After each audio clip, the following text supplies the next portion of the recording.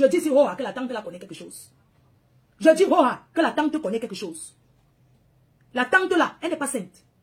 Écoutez ce qui se passe. On cherche l'enfant, on ne voit pas.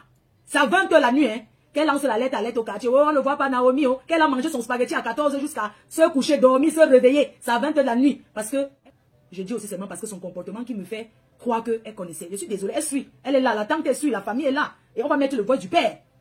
Les gens, la maman de Naomi arrive. Ça fait froid dans le dos. Elle arrive, elle cherche, elle dit que, entrons au champ chercher l'enfant. Elle alerte le quartier, la mère. C'est pour ça qu'on dit qu'une mère qui porte, qui a accouché. Les gens, tu vas lancer, la maman arrive, faire la folie, dit qu'elle est au quartier, que mon enfant va sortir. Tomber, commencer à chercher, dit que cherchons mon enfant. C'est comme ça qu'elle a, derrière la maison où Naomi vivait. C'est comme ça qu'il y a un petit ravin dans le chantier d'une fondation. Elle regarde, dit que, mais il y a quelque chose là-bas. La maman, la vraie mère. Elle dit que, mais c'est quelque chose qu'elle a traversé, elle est allée. Elle dit que, venez, voici quelque chose ici. Elle soulève, elle voit qu'on a arraché tout le pain du 8 mars. On a jeté là, derrière la maison où Naomi dormait. La tante dit qu'elle le connaît. Emballé sur le pain du 8 mars, jeté là-bas. Les gens, je vais maintenant vous mettre un voice où le père de Naomi, le père, il laisse un, alors qu'on n'a même pas encore trouvé l'enfant, hein. On n'a encore rien trouvé, mais il relate déjà les faits. Le père même de l'enfant, parce que c'est dans sa famille qu'on a killé l'enfant. Il dit que c'est son neveu. Il y a un neveu qui a avoué que c'est lui. Donc je vais vous mettre un voice. Il parle en bafang dans le voice. Mais ce n'est pas grave. Ceux qui écoutent le bafang là, vous allez seulement écouter. Donc, je ne sais pas. Je ne me reconnais pas dans ça. Si j'ai tout conservé, c'est pour les... Donc ça, c'est un voice qui laisse la nuit où on cherche l'enfant. C'est le voice où il laisse la nuit où on cherche l'enfant. Oh, je ne suis pour rien, c'est monté, c'est descendu. Je ne l'accuse pas. Mais il y a un autre voice, avant qu'on ne trouve le petit de leur famille là, le neveu de ce monsieur qui a avoué qu'il a killé le Mouna. Donc il a laissé un autre voice pour relater aux gens de la Guinée. Un voice de 6 minutes. Je vous fais écouter. Donc il relate, on ne connaît pas encore les conditions du killam de l'enfant. Mais ça, c'est un voice qu'il a laissé avant qu'on annonce les conditions, comment on a killam l'enfant et tout et tout. Mais il avait déjà laissé ça dans le groupe des gens de la Guinée. Comment il a fait pour être au courant? On m'a dit, vous aurez un résultat concret. Attendez. Junior. Allô? Ça, c'est la mère. On l'écoute d'abord le père. Comme que tu as ici, là.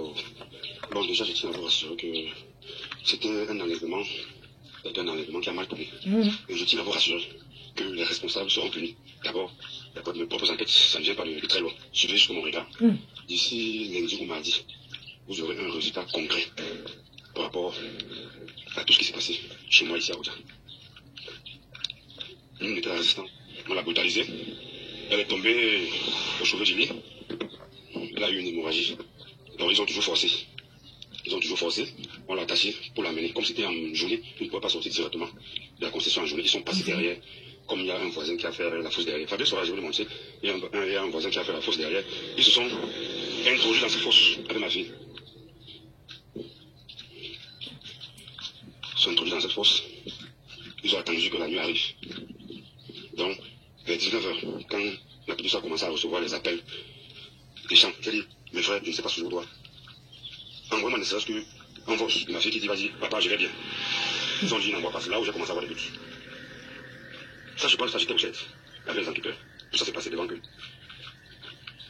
J'ai encore envoyé 50 000 francs aux environs de 3 h. Ils disent, agent ne suffit pas. J'ai dit, bon, je vais encore avoir la preuve. Quand je dis ça, je vois les barres se mettre, mais ils ne lisent pas. Ils ne regardent pas. Je dis, mais qu'est-ce qui ne va pas? 6 h. Rien. 7 h, rien. C'est là où je dis aux enquêteurs, bon, voilà, le jour arrivé, je ne sais pas ce qu'il faut me dire. Donc, si vous voyez que vous allez attendre à côté, parce que là, pour étudier les appels, ça va nous prendre un peu de temps. C'est plutôt environ 11 h qu'on peut avoir les traçabilités. J'ai dit, bon, c'est mieux qu'on rentre à la maison. Quand on rentre à la maison maintenant, on se lamente, plomb. Ça dit, mon ex, elle sort, avec sa sœur. Je vois comment son téléphone et tout. Je tourne. Après, j'entends c'est marqué. Oh, on a retrouvé l'enfant. Quand je sors, je trouve mon ex dans le trou de la fosse avec l'enfant. Elle pleure. Moi, je vous dis, je suis en train de faire des enquêtes. Et cette affaire va aller très loin. Moi, je vous dis. Elle pleure. Il y a certains détails que je ne peux pas vous dire. Je vais relever cela aux enquêteurs. D'ici mardi, je vous rassure. D'ici mardi, les responsables vont être punis. Mais qu'on arrête d'abord ta soeur, non? Sa soeur, ce que l'enfant dit. Le spaghetti qu'elle a mangé jusqu'à... Donc, je sors comme ça, je vais aller... J'ai la réunion de 6 h, c'est lundi en retard. Je vais aller. J'ai un endroit avec M. Fabien Soares ici. Donc, vraiment, je suis désormais, ça va aller. Ça va aller. Ce que ma princesse, comme vous voyez là, j'ai écrit, mais ça va aller. Courage. Au fait, ça c'est le message du père. Je vais vous faire écouter maintenant pour la mère. Je vais vous faire écouter le message de la mère de l'enfant. Et tout. Et parce que hein, quand il dit que les suspects, il relate l'histoire comme ça. Mais on ne connaît pas encore. Il connaît déjà tout. Au fait, c'est son neveu. C'est son neveu qui a killé l'enfant. L'enfant de sa sœur. Qui a killé. Comment une femme, moi je comprends, comment une maman peut rentrer? Parce qu'on a killé l'enfant en journée. Ce n'est pas la nuit. Elle rentre et mange le spaghetti. Elle fait le spaghetti sauté. Elle mange toute la journée. Vous voulez dire que quand on se lève le matin, moi quand je me lève le matin, pas d'abord dans la chambre de ma mère. Regardez. Quand je sors, je reviens, je fais d'abord un tour dans sa chambre avant de faire n'importe quoi. Vous ne pouvez pas me dire qu'une maman qui a les petits enfants à la maison. Donc, toute la journée, elle n'a pas fait un tour dans la chambre des enfants. Même pour dire que comme c'est vendredi, c'est le week-end, rangez vos tenues. Donc, elle n'a pas fait le tour. Moi, je ne comprends pas. Parce qu'il y a une odeur, même si c'est les pipis dans une maison. Tu sens que c'est donc, toute la journée, elle n'a jamais été dans la chambre où Naomi était killée. Naomi était killée dans la maison, dans la chambre, entre 11h et midi. Elle est rentrée à 14h. C'est la soeur du père. C'est la soeur du père. Et c'est le neveu du père qui a killé. Le neveu, c'est sa mère qui est la tante. On va tout entendre. La matin, tu crois, t'envoies la demande, s'il te plaît, si tu es là. Je vous fais écouter le voix de la mère de Naomi. Ma faute, pardon, mais c'est moi avec la faute. Non, c'est pas elle. Attendez, je cherche. Vous voulez encore relater ce qui s'est passé quand nous sommes arrivés à la maison? C'est une personne de la Parce famille. qu'une fois arrivés à la maison, j'étais avec ma nièce et ma grande soeur. On s'est dit qu'il fallait qu'on regarde un peu dans les environs pour voir ce qui s'est passé réellement, parce que si on peut avoir un indice. C'est comme ça qu'on est entré dans les broussailles qui avaient à côté, on a essayé de chercher au point de se retrouver derrière la maison derrière la maison où l'enfant vivait. Parce qu'il y a une fondation de près de 6 mètres là-bas. Une fois que nous l'avons longé, parce que nous étions en dessus de la fondation, j'ai remarqué le tissu de l'enfant, un des tissus de l'enfant que j'avais eu à confectionner, à coudre. C'est comme ça, j'ai d'abord, je me suis dit que bon, peut-être c'est un morceau de bois qu'ils ont mis en couvert pour nous faire peur. Pardon, faites un tour de partage avant qu'on continue. Quand je me mets quand même comme ça, vous avez quand même dit que bon retour la reine-mère. Parce qu'il y a beaucoup d'histoires à vous relater. On doit quand même, vous comprenez un peu. Faites un tour de partage. Il faut liker aussi. Partagez, vous likez en même temps. Comme ça fait que ça tourne. Partagez et vous likez, on continue. Ça, c'est la personne qui a trouvé l'enfant avec la mère de Naomi. Parce qu'elle n'est pas venue seule chercher son enfant. Elle est venue avec quelqu'un de sa famille. Donc ce sont eux qui ont retrouvé l'enfant derrière la maison où l'enfant vivait.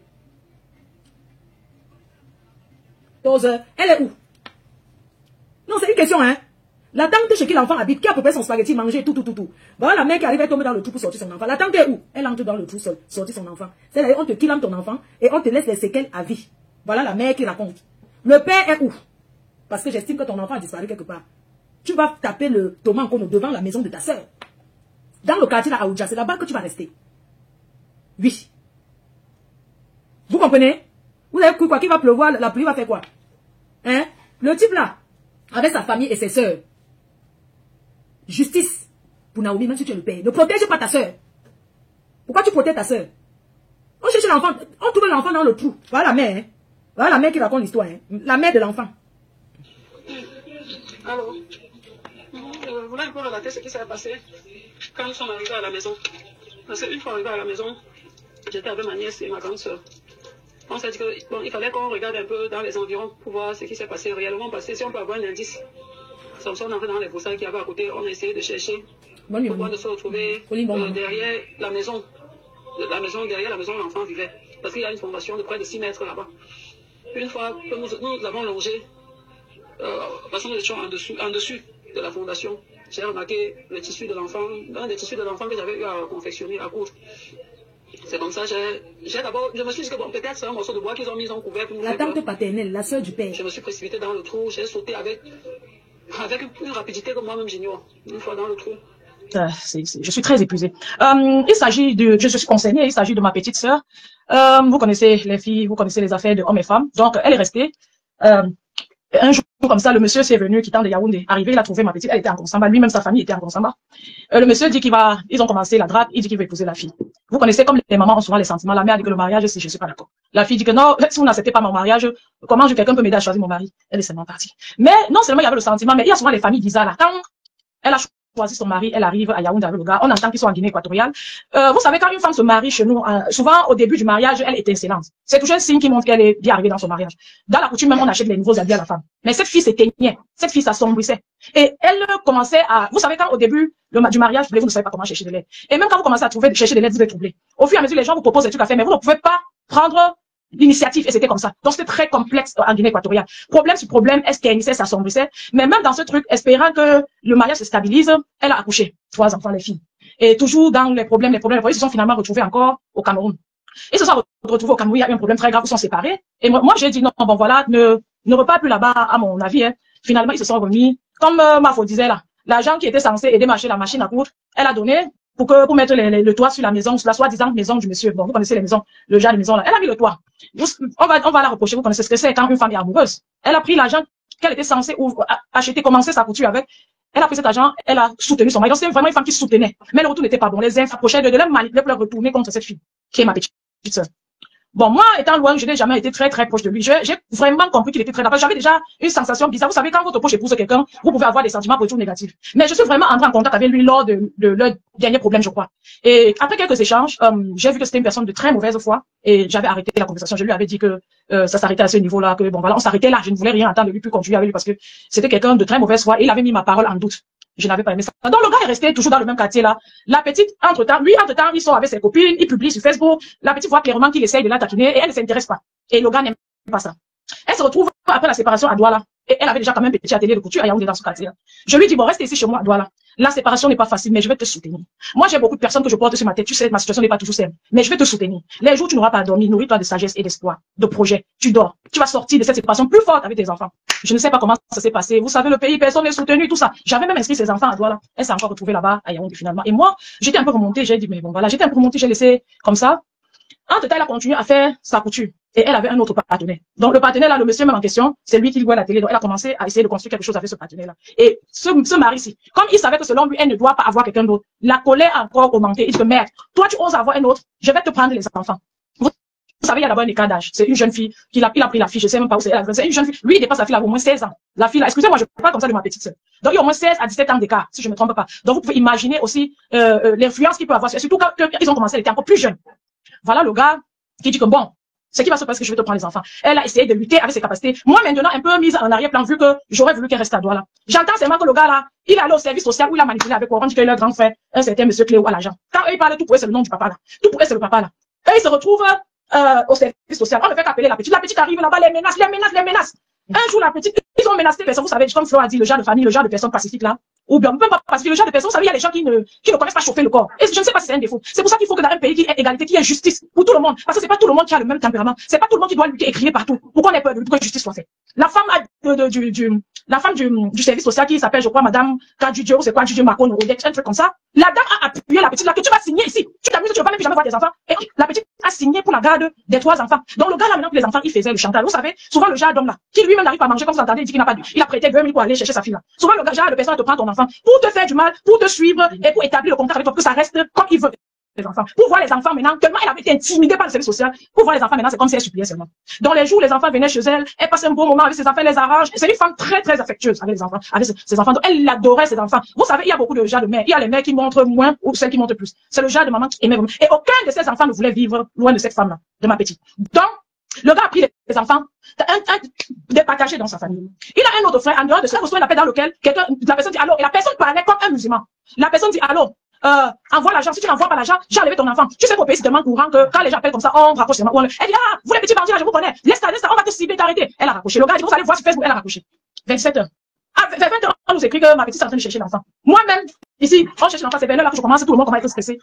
On s'approche du quartier. Ma petite se part à la police d'Odja. Maman, le grand frère là, il est en train d'utiliser son argent pour aider les gens là. C'est qu'il utilise bien cet argent. La police d'Odja est en train de rejeter une femme qui vient de perdre son enfant parce que, pourquoi elle était effrayée à ce point où elle est allée à la police?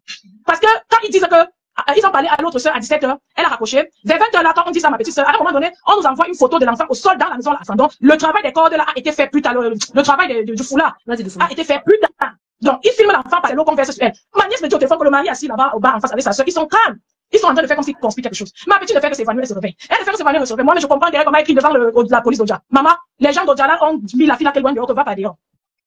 Donc, apparemment, s'ils ont l'argent, c'est qu'ils ont vraiment fait quelque chose. Donc, maman, Ma petite soeur, le gars là, comme il connaît que c'est une personne de paix, une personne un peu calme, faible, il ne savait pas qu'elle va se retrouver au CED. Donc, ils appellent l'un de leurs frères qui a tenu. Le gars là se met, qu'il y a quoi? C'est comme ça qu'il a tout reçu là-bas de sa voiture. Il dit, mais non, nous sommes allés au CED, ce n'est pas un petit problème ici. Le monsieur là, le père de l'enfant veut résister. Ils ont il dit que non, il a un grand frère qui est bien assis, il va appeler un milliardaire. Le beau de ma soeur, en tenue, quoi, qui est venu là-bas trouver la situation. Il dit, hey, monte dans la voiture, on va aller au CED. Donc, beau qui a les milliards là, va nous trouver au CED. C'est comme ça qu'ils sont allés tous au CED.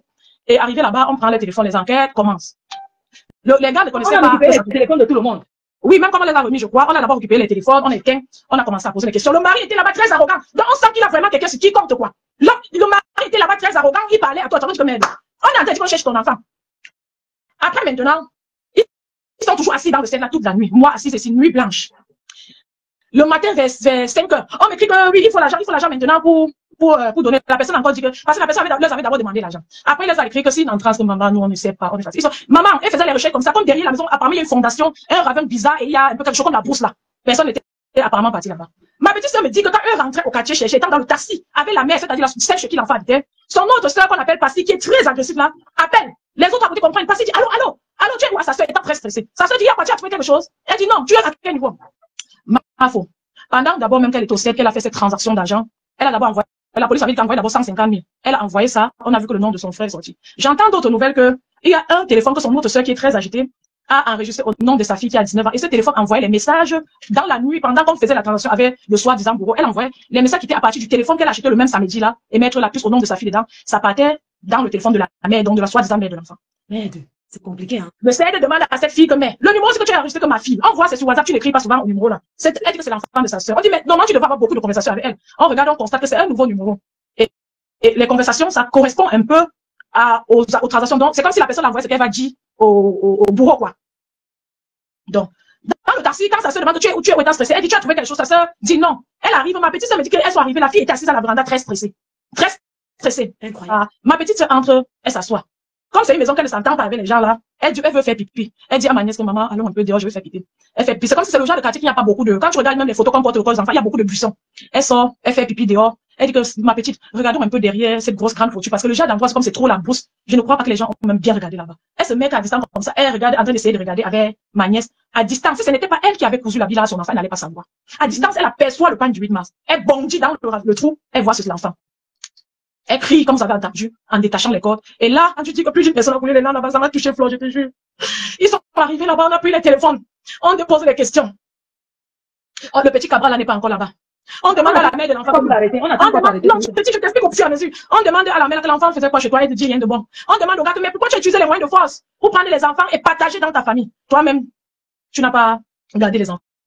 On pose les questions. Au mari, on les laisse rentrer. Je crois que c'est le deuxième jour qu'on met les deux soeurs en garde à vue. Le mari, là, il demande qu'on libère ses soeurs. Tantôt, il dit que le temps passe. La police, que mais j'ai dit, juste là, que mais. L'agent est parti sur le téléphone d'un certain Cabral. J'ai oublié, mais je ne connais pas son nom de famille. Mais Cabral, là, c'est votre fils, c'est votre neveu. Il est comment? Le père dit que c'est un bandit, que oui, il dérange les bandits délinquants, que même l'autre jour, il lui a donné l'argent pour faire quoi? Est-ce que tu as fait écouter que d'ici mardi soir, vous allez comprendre quelque chose? C'est pour ça que oui, s'ils ont vraiment un milliardaire dans leur famille, et les filles là, peut-être, le dimanche. Le mardi, elles sont déjà sorties, et Cabral est là-bas. On dit que Cabral a accepté que c'est lui. Il a dit que c'est lui. Le lendemain, ma petite soeur se retrouve au CED. Comme il a dit comme ça, notre aîné dit que pardon. Les deux autres enfants que tu as gardés, on entend que tu as même gardé l'autre enfant chez la mère d'une fille avec qui tu avais accouché avant. Pardon, amène les enfants, leur maman le voit. Il revient au CED avec les deux enfants, il arrive là. Il dit qu'il entre dedans, on a dit que Cabral veut le voir, son petit frère. Il entre, il voit ce Cabral, son cousin, quoi, son neveu, je vais dire. Il voit Cabral, il ressort, il dit à ma petite soeur, je suis entré là, il m'a demandé pardon, j'ai dit. Le Cabral est seulement complice, c'est pas lui, c'est la tante. Maman, Cabral là, le samedi là, pendant la journée, le dimanche, alors, le quartier dit que Cabral a organisé un tournoi. Il a organisé un tournoi au quartier, donné l'argent aux gens, il a fêté avec le reste d'argent, il a bu la bière au quartier correctement. Tu entends dans l'audio du père comment il parle, même si on a faim, comment nous protégeons nos enfants. Gardons nos enfants. Ça aurait pu être le voisin. Chaque voisin peut faire un enlèvement d'un enfant. La police d'Odja a refusé de descendre au quartier. Donc, même si c'était un vrai enlèvement que le voisin avait enlevé l'enfant, tout devait se passer sur le conteneur, la star américaine, la seule unique qui a pris le pardon, les femmes, pardon, quelle que soit la manipulation, une mère doit rester avec son enfant. Une mère doit, maman, gardez vos enfants, les femmes. Et ne faites pas du mal à l'enfant de truc. Les enfants ne savent pas se défendre. Depuis les années que je suis surprise pour que je parle des enfants et de la maltraitance. Les enfants ne savent pas se défendre. Est-ce que les deux autres? Est-ce que on fait comment pour faire du mal? Moi, je ne comprends pas. Le type n'a même pas épousé. Même le toquet venait être rien. Ma faute. On te dit que tu vas parler des avocats. Si tu as la poisse, le monsieur est milliardaire. Il risque de partir encore loin, là-bas chez le magistrat, donner l'argent. Ça devient maintenant le film. Vous embrouillez là-bas avec le soleil, la souffrance qu'il y a là. Vous embrouillez en bataille au tribunal, on connaît déjà ce qu'on va faire. C'est bien comme ça. Ce n'est pas parce que les personnes sont à l'abri qui croient que c'est bien. Donc on est là comme ça. On est là. Donc le moral, on a l'impression que la justice ne sera pas faite. C'est pour décourager, il y a la justice sera faite. Qu'elle occupait derrière les autres. J'espère que l'assistance sociale qui avait signé là, j'espère qu'elle est au courant qu'ils ont pris l'enfant. Elle va pour nous, c'est ça. Les gens là vont d'abord recevoir leur plainte avant que ça ne va pas aboutir. Comment on se connaît là? Ils vont quand même d'abord recevoir leur plainte. Peut-être la femme va se coucher réfléchir. Si on l'enlève au travail, comme c'est eux les forts, peut-être qu'à partir de maintenant, elle va tenir compte de la vulgarité des enfants et de la mère. L'argent pour manger, il n'a pas, elle s'est basée sur quoi? Il a porté c'est-à-dire, elle s'est basée sur quoi pour prendre les enfants du fan, couturier pour à la maison. Je pense qu'ils n'ont pas que fait ça, mais je pense que ils ont, si c'est le jeune là. Mais moi, je vois plus que c'est la tante qui a, c'est pour ça je pense que c'est la tante là, elle n'a pas, c'est une dans le direct. Je pense que ça s'est passé chez elle. Je pense qu'elle est même responsable, mais elle n'a pas su comment annoncer. Elle ne savait pas quoi faire.